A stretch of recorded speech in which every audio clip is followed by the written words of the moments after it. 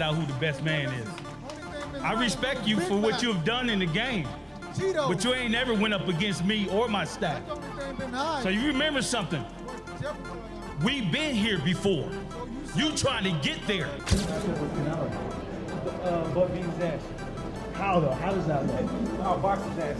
Just outboxing this shit. What about the weight though? It don't matter. Bud been fighting big people all his fucking life. Is a pretty intelligent guy. He might not try to talk, and say different things that jump off the page at you, but he's not a stupid guy, man. He's intelligent. At the press conference, Terence Crawford's trainer, Brian "Bomac" McIntyre, sent a direct warning to Canelo Alvarez, insisting that size and weight differences will not matter on fight night. He reminded everyone that Crawford has been facing naturally bigger men throughout his career and always found a way to dominate. Confident and unshaken, Bomac declared that Canelo is in serious trouble because Crawford's skills, adaptability, and mindset will be the ultimate difference when the two step into the ring. Matchup with Canelo. But being his ass. How though? How does that look? Outbox his ass. Just outboxing this shit. What about the weight though? It don't matter. Bud been fighting big people all his fucking life. Yeah. What about the head movement, Bomac? Canelo's feigned head movement. That's what I'm there for. That's what Saul there for. That's what Red there for. You know what I'm saying? It's called coaches. Yeah. So we can get past that shit. Whenever Bomac speaks about Crawford's chances, he does so with absolute conviction. For him, this is more than just another fight, it's an opportunity to cement Crawford as the best pound-for-pound fighter in the world. He emphasized that Crawford has been relentless in the gym, leaving no room for excuses. To Bomac, preparation is what separates champions from ordinary fighters, and Crawford's discipline proves why he stands at the very top of the sport. In his framing, the fight isn't only about victory in the ring, but about securing a place in history before the eyes of the world. Canelo Alvarez, Terence Crawford. How excited are you? Obviously, you've seen this journey with Terence, you've seen the doubters over the years, and he's now on the biggest stage again with people questioning him. And you obviously have full confidence that he's going to come out and get victory on September 30th. Yeah, definitely. I'm definitely confident that he's going to get the victory. Second of all, I'm just happy for him and the team. So, the world can see once again why he considered the best pound-for-pound fighter in the world. There was many a time where he was maybe struggling to get certain fights, and then he had to almost kick that door down. Is it nice to see him sort of getting the fruits of his labour now and getting that generational wealth off the back of what is, obviously it's a hard career boxing, you don't get given anything. Definitely that. Definitely good to see him get, like you say, fruits of his wealth. Get me fights that, again, will show the world why he's the best fighter in the world. Show the world why he's the best fighter in the world. I'm just happy for him, man. Reports of Canelo Alvarez struggling in sparring with Jaron Boots Ennis sparked heated debate in the boxing community. Ennis, known for his fast feet, sharp counters, and slick defense, is often compared stylistically to Crawford. If Canelo reportedly had difficulties in a controlled sparring environment against someone with similar traits, the question naturally arises, how much tougher will it be under the bright lights against Crawford himself? While sparring is not the same as championship battle, patterns can be telling. For Crawford supporters, these stories only strengthen the belief that their man has the tools to expose Canelo's vulnerabilities when it counts most. When we saw that he's in camp with him, right? And so people are saying now that they reached out to me and they're saying, well, Floyd Mayweather now has joined Terence Crawford camp. Does that mean Floyd Mayweather doesn't like Jaron Boots Ennis? Floyd Mayweather went to Terence Crawford camp to give Terence Crawford advice on Canelo Alvarez. Well, one, Terence Crawford is not fighting Jaron Boots Ennis. That's number one. Number two, it's not shots at Jaron Boots Ennis if Floyd Mayweather was to go to Terence Crawford camp. Number three, I saw this clip that Fight Hype had put out, and it's an old clip of Floyd Mayweather and Terence Crawford at Shakur Stevenson's sparring session in Las Vegas. Shakur had called them all to be at that sparring session, okay? And Floyd Mayweather assisted. Now, Floyd Mayweather took on Canelo Alvarez September 14th of 2013. That was 12 years ago, okay? And so with that said, this one has nothing to do with the other. Floyd Mayweather, from what I'm being told from Terence Crawford's camp, that he has not went up to Colorado and helped Terence Crawford do anything. Okay, now I don't know if he's willing to or not. I don't know if Terence Crawford reached out to him or not. I don't know if they spoke on the phone or not. But you know, it's when you saw Terence Crawford and Floyd Mayweather at the top-ranked gym watching Shakur Stevenson, and they had a conversation with Eddie Hearn. That's very, very old. Okay, that's very old. Now Floyd Mayweather has stand pat on Terence Crawford is the best fighter in the world currently right now as it stands. In response to those sparring reports, Bomac was quick to dismiss any comparisons between Ennis and Crawford. He acknowledged Boots' talent, but insisted Crawford operates on a level no sparring partner can truly replicate. According to him, what sets Crawford apart is not just speed and movement, but a unique blend of experience, adaptability, and mental sharpness under pressure. For Bomac, anyone equating Ennis with Crawford is missing the bigger picture. The real fight, he argued, will showcase qualities that can't be imitated in a gym session. His rejection of the narrative reinforced his deep confidence in Crawford's individuality as a fighter. know you saw him sparring with Boots. Give me your initial response. That don't mean shit, man. That don't mean shit. That don't mean nothing, man. Boots ain't no Crawford. Yo, hey, like I said, that don't mean, all that shit don't mean nothing. That shit ain't gonna help him. He should have just got the last cab driver he just fought. Cause that shit ain't gonna, that don't mean nothing, man. All that shit don't mean nothing. You ain't no Bud Crawford. They don't have that mentality. Having that mentality and going upside your head at the same motherfucking time, shit, man. I don't give a fuck about all that shit, dog. Analyst Ade Oladipo raised concerns about Crawford's decision to put on significant weight for the fight. He argued that boxing is not simply about size, but about maintaining the balance between skill, speed, and power. Gaining too much weight too quickly could risk slowing Crawford down or disrupting his natural rhythm. Oladipo worried that Crawford, normally fluid and sharp, might compromise his best attributes by altering his body for size.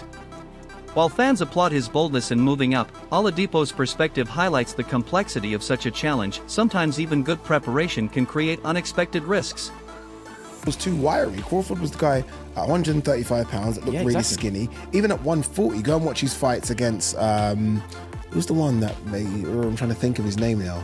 The fight at 140, Julius Ndongo. Oh yeah. And when he's just skinny, he's like wiry. He's very much Tommy Hearns. Now, oh, have you seen him? He's now massive. He's jacked. Man, he looks like huge. He's got to be north of 170. Yeah. Has to be. Yeah.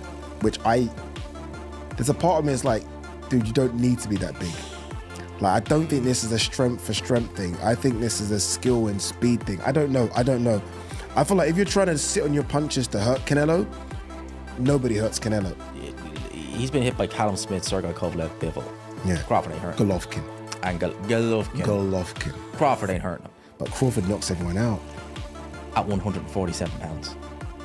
That when he at 154, did he knock out Ismail Madrimov? No, he didn't put a dent in him, really. Didn't put not even a little dent in him. Canelo Alvarez is not Ismail Madrimov. Yeah, but okay, who is Canelo Alvarez now?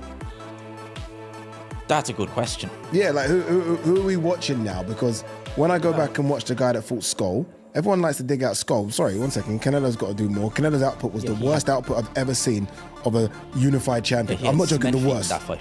Yeah. He literally did. But my kind of thinking is all right, well, who is Canelo now? Well, in the nicest way, although he's been fighting good fighters, when's the last time he had a super fight? Who? Canelo. And that's when we see the real Canelo, when he has a super fight. Okay, Bivol. Yes, correct. He lost. But yeah. Bivol was significantly better at 175 pounds. Okay. Much bigger. Yeah. Crawford, similar in terms of they're both skillful. Trainer Breadman Edwards offered a more measured perspective. He acknowledged that Crawford is fully aware Ennis has been sparring with Canelo, and that Ennis brings real power. But instead of letting this affect him negatively, Crawford uses it as fuel. Edwards stressed that Crawford's confidence never wavers because of outside factors like sparring partners. For him, only the fight itself matters and his ability to adapt in real time. In fact, knowing that Canelo worked with Ennis may even push Crawford's team to prepare more strategically. Edwards summed it up best: Crawford thrives in these circumstances, and his mental strength ensures he's never shaken. That's why I said I'm not changing my percentage. It can make Canelo go up. It can make him lose his confidence or take a piece from him. And it can make Crawford say, okay. Let me tell you something about Crawford, man. I watch Crawford. I will watch how he evolved throughout the years. I've been watching him. Me, Red, and Bull Mac been cool since way before Crawford hit the mainstream. Way before he hit the mainstream. And I watched him. Crawford is a pretty intelligent guy. He might not try to talk, and say different things that jump off the page at you, but he's not a stupid guy, man. He's intelligent. He know Boots is the real deal. No matter what all of the public say and everybody talking, he knows it. He knows Boots is the real deal. Crawford's little brother is Shakur Stevenson. Shakur Stevenson and Boots is super cool, and Shakur Stevenson was in the amateurs with Boots. Don't you think Shakur told Bud, yo, bro, I love you. You my big bro, but that kid nice, bro. You gonna have to be on your game to fuck with him. You don't think Shakur told Crawford that, and you don't think he respected his opinion? You don't think that Red and Bo Mac got eyes and they know Boots is special? You don't believe that? I don't care about all this talk on the internet because they may fight. So you can't be too complimentary of a guy that you may fight. But you don't think they know that?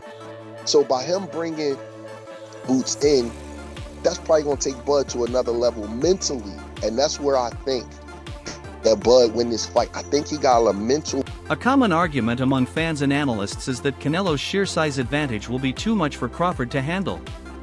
Supporters of Canelo point to his proven strength at higher weight classes and question whether a fighter who started his career at lightweight can truly absorb that punishment. For critics of Crawford's chances, this comes down to raw physics. Skill may carry him far, but eventually Canelo's natural power could overwhelm him. This viewpoint represents a significant part of the boxing audience, those who believe no matter how talented Crawford is, stepping up to face such a powerful, naturally bigger man may be a bridge too far. Canelo versus Crawford, who you got? I got Canelo winning. I think Canelo's gonna knock him out. But I think Canelo's gonna hurt him. I think he's just too powerful, man, too strong. I hope Terence Crawford does well and stuff, man, because I love the way he fights, and he's a hell of a fighter, and I respect him as well too. So I hope he puts up a good fight and everything. But at the end of the day, man, Canelo, if he catches you, dude, it's gonna knock you out. Look, at the end of the day, I always say this: he took Golovkin's biggest hit, and he took Bivol' biggest hit. I don't think Crawford could knock him out. I think Terence Crawford can knock Canelo out if he catches him, because with Gennady Golovkin hit harder, but he was a lot slower. Yeah. So when Canelo seen the punches coming, he's able to embrace.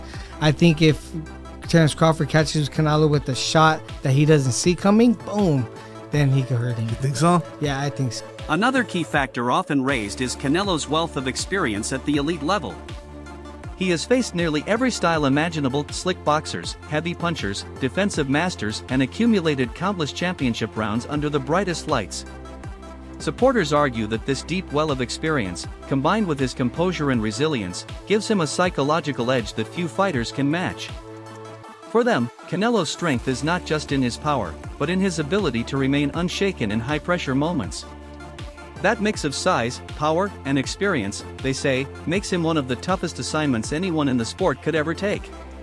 There's things about being in camp with Canelo, it's just different. He's got speed, he's got velocity, he's got precision, he's got positioning, he's got power, and he's got just an incredible amount of experience. I think there's 10 fights that haven't been added to his record. Mm-hmm. So, and Bud, when Bud was fighting at 130 or 35, Canelo already was at 54. So there's definitely weight classes for... Some voices in the boxing world admit to feeling conflicted about this matchup. On one hand, they admire Crawford for daring to chase greatness. On the other, they question whether this is the right opponent for building his legacy.